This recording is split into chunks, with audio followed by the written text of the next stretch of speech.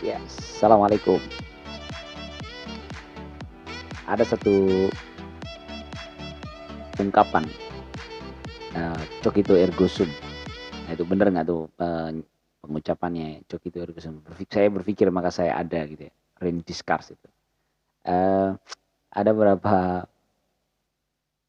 teman yang melesetin kata "Cokito ergo sum" itu dengan "Connecto ergo sum." Ini nggak jelas bahasa apa ini. Connecto, maksudnya terkoneksi maka saya ada. Gitu.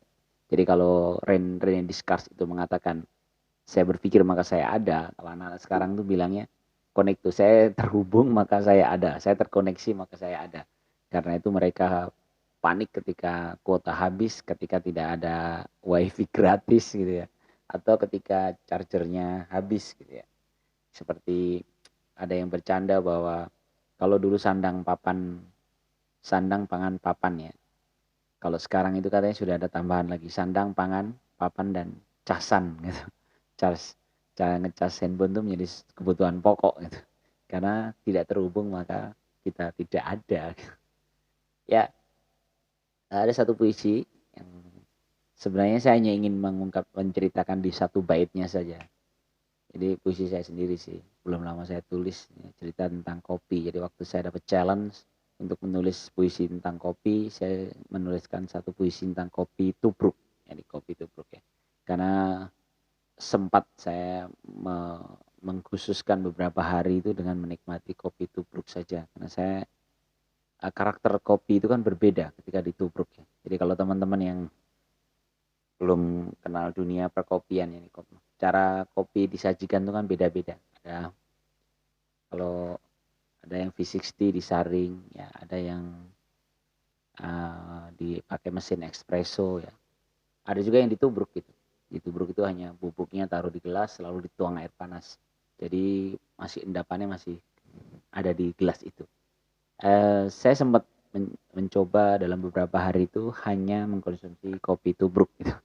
Karena lebih keras gitu karena adukannya masih ada di situ ya. Dan memang kadang-kadang bijinya ada yang masuk ke gigi dan itu sensasi tersendiri. Uh, itu cerita tentang saya. Saya menuliskan tentang kopi tubruk. Saya baca dulu aja ya. Waduh, oke, cek ya. Oke, aman ya. Ya, balada kopi tubruk. Rasa nyaman itu anyam-anyaman. Bertautan kebaikan demi kebaikan. Bersandaran lelah letih pada rebah kasih. Ikatan kata itu bersahutan, saling jelas menjelaskan. Bersama bergelas kopi, mereguk mengerti, lebih dalam menyelami, paham. Terkadang empati mencuri hati, detik-detik yang runtuh. Semua fragmen cepat terlipat tanpa endapan, gegas melibas. Gelas kopi tubruk teraduk, butuh jeda sesaat untuk ternikmati. Seperti kolam jiwa, butuh reda gelora agar terbaca. Kita berdiri berantara, tanpa kata, hanya tatap mata. Sama-sama memberi ruang untuk menata. Cinta yang teramat pijar, tak baik untuk nyanyikan nada. Ya, ini cerita tentang kopi tubruk. Oh, ini lagi. Maaf, siap. Nah, sebenarnya saya membacakan puisi ini karena ingin menceritakan di bait pertamanya bahwa rasa nyaman itu adalah anyam-anyaman. Rasa nyaman itu adalah anyam-anyaman. Anyam-anyaman itu adalah tumpang tindih ya. Di anyam itu kan begitu ya.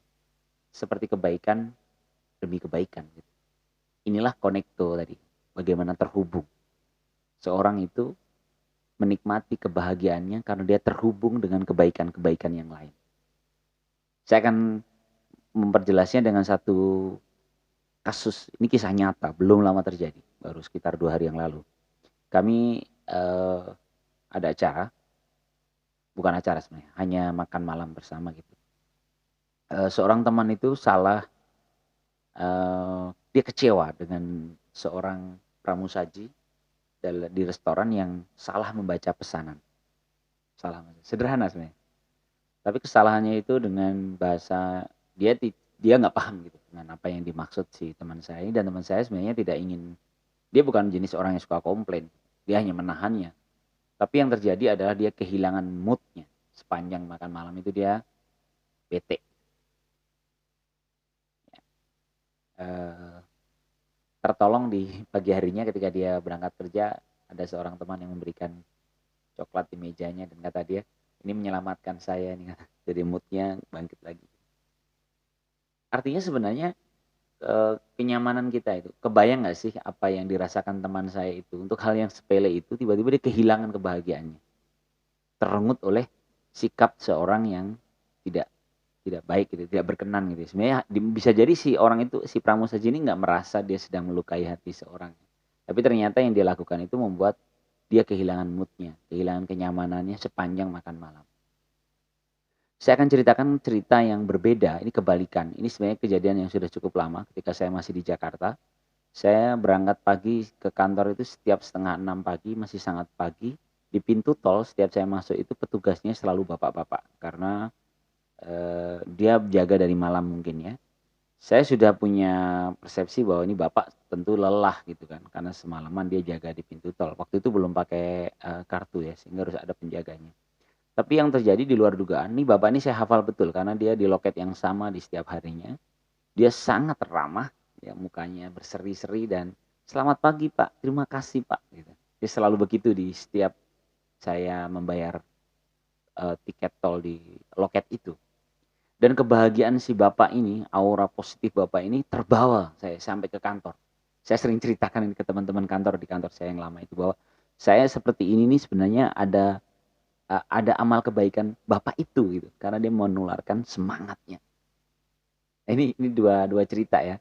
Kali yang pertama tadi bagaimana kita terenggut kebahagiaan kita oleh sikap yang tidak baik dari seorang, tapi sebaliknya kita akan tiba-tiba terbooster, tersemangat gitu ya, tersengat semangat kembali ketika kita bertemu dengan seorang yang memberikan senyum yang, padahal bapak-bapak ini biar bapak-bapak dengan kumis ya, wajah-wajah yang lelah semalaman bergadang, tapi wajah dia selamat pagi Pak, dan itu mempengaruhi sekali. Dan bahkan saya merasa energi dia bisa saya gunakan sampai sore hari saya bekerja di kantor. Kebayang ya, amal jariah bapak itu tentu banyak sekali, karena selain saya tentu masih banyak pelanggan-pelanggan tol yang bertemu dengan senyumnya dan mungkin dia akan tersemangati di sepanjang harinya. Nah inilah yang ingin saya sampaikan, bagaimana nyaman itu adalah anyaman-anyaman. Jadi nyaman itu adalah bagi dia terbangun oleh kebaikan demi kebaikan yang lain. Pertanyaannya adalah apakah kita menjadi bagian dari anyaman kebaikan itu, atau sebaliknya kita menjadi bagian dari anyaman keburukan yang membuat orang lain tidak nyaman. Serem ya. Jadi kebaikan itu ternyata saling berbagi, bersaling support ya, support. Ada cerita ketika mulai pandemi ada seorang uh, ini ya podcast ya, yang dia cerita bahwa dia tetap bekerja di saat pandemi dan dia mengatakan, saya sangat berterima kasih pada beberapa teman saya yang men-DM saya di Instagram ketika saya posting bahwa saya takut pandemi ini tapi saya harus bekerja, saya harus keluar mempertaruhkan jiwa dan raga gitu. Karena dia harus bekerja keluar, kalau nggak keluar dia akan kelaparan gitu bahasa dia ya. Maka dia harus bekerja, melanggar protokol, dia tetap menjaga protokol kesehatan tapi dengan kekhawatiran gitu ya.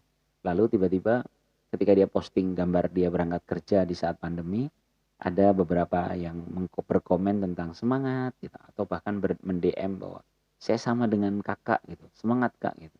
Kan itu sebenarnya seperti kalimat-kalimat yang basa-basi banget ya, seolah-olah sederhana, tapi ternyata pengakuan si ini si yang orang ini ya, dia termotivasi, dia baru sampai mengucapkan, saya terima kasih sekali dengan orang-orang yang memberikan semangat pada saya.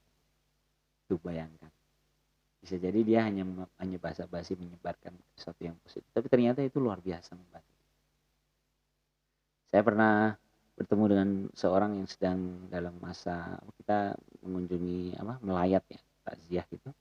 Lalu seorang yang rajin memeluk keluarga keluarga almarhum gitu ya, dengan pelukan yang sepenuh hati gitu ya. Dan ternyata pelukan itu kata si teman yang waktu itu yang menjadi keluarga almarhum, di kemudian hari dia cerita bahwa saat itu saya sangat, eee, down gitu, dan saya, tersemangati oleh pelukan teman yang itu. Sederhana kan? Nggak nyangka kita ternyata apa yang dilakukan kita di saat-saat genting itu sangat membantu. Ya, mungkin itu ya. Kalau kita lihat di film Avatar ya, film Avatar the Movie yang cerita di planet yang semua terhubung, makhluk planet itu semua terhubung di satu pohon besar, pohon kehidupan di planet itu, dan ya rambutnya itu panjang itu seperti kabel terkoneksi gitu. Menurut saya itu, ini khayalan ya, ini cerita fiksi, tapi sebenarnya kita pun sama. Kita pun sama, kita terkoneksi dengan kebaikan-kebaikan yang kita lakukan kepada orang lain. Dan kebaikan-kebaikan itu memberikan energi bagi kita. Bagi yang memberikan kebaikan maupun bagi yang menerima kebaikan akan sama-sama mendapatkan energi itu. Jadi ini memang bukan seperti hukum kekekalan energi yang kalau kita berikan maka kita kekurangan gitu. Ini justru sebaliknya. Kalau kita berikan energi kebaikan ke orang lain, ternyata energi itu justru kembali ke kita yang memberikannya, tapi juga untuk yang menerimanya. Karena itu mari kita sama-sama menebarkan kebaikan. Jadi kayak nasihatin ya. Oke, salam literasi. Assalamualaikum warahmatullahi wabarakatuh.